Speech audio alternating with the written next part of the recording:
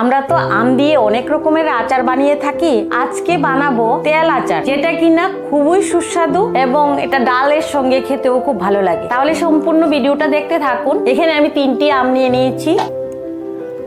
ভালো করে আমগুলো ধুতে হবে এবং ভালো করে মুছেও নিতে হবে, যাতে কোনো ময়লা বা কোনো জল না থাকে। তাই আমিও ভালো করে ধুয়ে মুছে নিচ্ছি। আর এই আমগুলো খোসা সহকারে কাটতে হবে। আপনারা দেখতে থাকুন কি করে কাটছি। এইভাবে কেটে নিতে হবে আর চেষ্টা করবেন আটি শুদ্ধ কাটতে, এইভাবে। তাহলে তেলের আচারটা খুব সুন্দর হবে।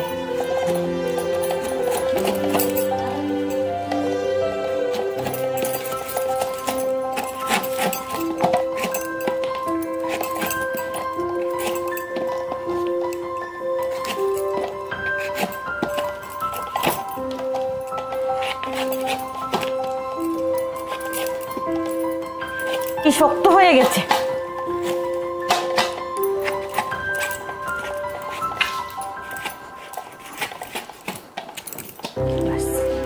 সবগুলো কাটা হয়ে গেছে।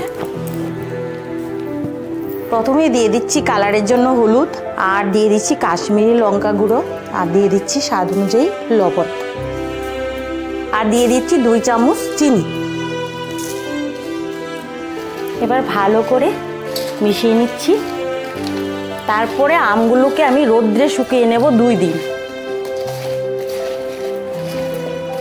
মেশানো হয়ে গেছে।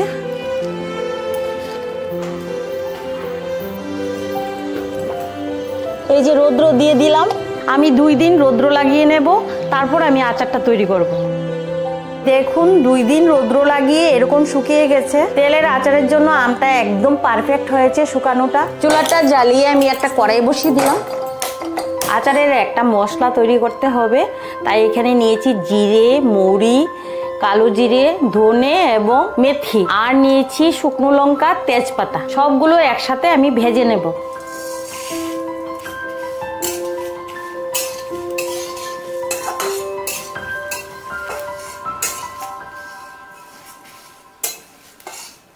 সুন্দর একটা গন্ধ বেরিয়ে গেছে। এরকম ভাজা হলেই নামিয়ে নিতে হবে। একটু ঠান্ডা করে গুঁড়া করে নেব। এখন আমি গুঁড়া করে আনবো।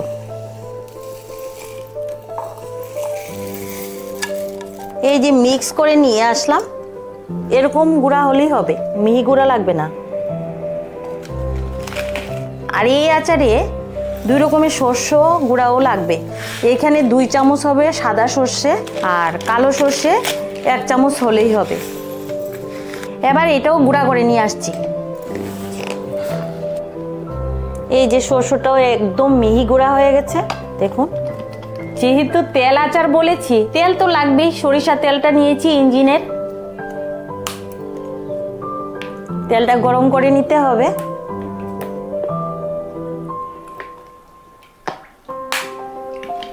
পাঁচশো গ্রামের মধ্যে আমি এখানে 400 গ্রামের মতো দিয়ে দিয়েছি। তেলের মধ্যে এখানে 4টে শুকনো লঙ্কা দিয়ে দিলাম।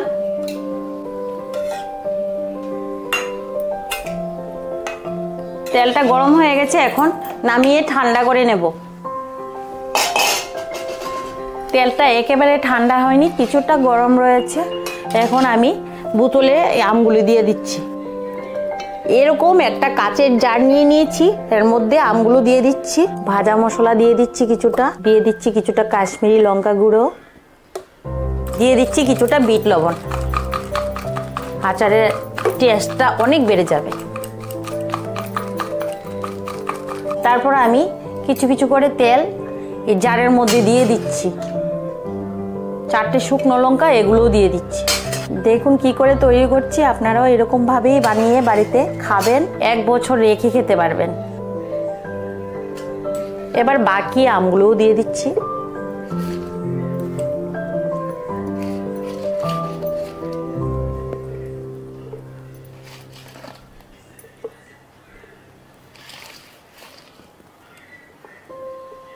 কাশ্মীরি লঙ্কা গুঁড়ো দিলাম, ভাজা মশলা দিয়ে দিলাম কিছুটা, আর যে শস্য গুঁড়াটা এটাও দিয়ে দিলাম। সবটাই দিয়ে দিলাম। আর বাকি তেলটা উপরে দিয়ে দেব।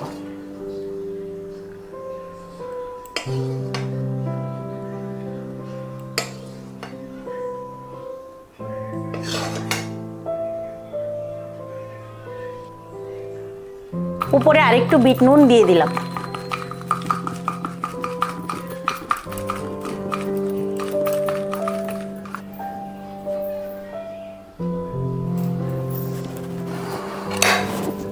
এই বয়ামে আচারটা ঢুকিয়ে কেউ কেউ ফয়েল পেপার দিয়ে মুড়িয়ে দেয়। আমার মুড়াতে হবে না, কেননা এই মুখের মধ্যে রাবার লাগানো আছে, কোনো রকম হাওয়া ঢুকবে না। তারপরে উলট পালট করে মিশিয়ে নিতে হবে। এই আচারটা আপনারা 1 বছর সংরক্ষণ করে খেতে পারবেন। আর একটানা 5-6 দিন রৌদ্র লাগাতে হবে, এইভাবে মুখ লাগানো অবস্থায়। মিশে গেছে সরষে বাটা এবং মশলা, বিট লবণ সব একসাথে মিশে গেল। খেতে দুর্দান্ত লাগবে, আপনারাও বাড়িতে বানিয়ে খাবেন। এবং ভিডিওটা যদি ভালো লেগে থাকে অবশ্যই কমেন্ট করবেন আর বেশি বেশি করে শেয়ার করে দেবেন। আর যদি আপনি আমার চ্যানেলে নতুন হয়ে থাকেন অবশ্যই চ্যানেলটিকে সাবস্ক্রাইব করে বেল বাটনে ক্লিক করে দেবেন নতুন ভিডিওর নোটিফিকেশন পাওয়ার জন্য। আবারও দেখা হবে নেক্সট ভিডিওতে। আপনারা ততক্ষণ ভালো থাকবেন, সুস্থ থাকবেন। নমস্কার।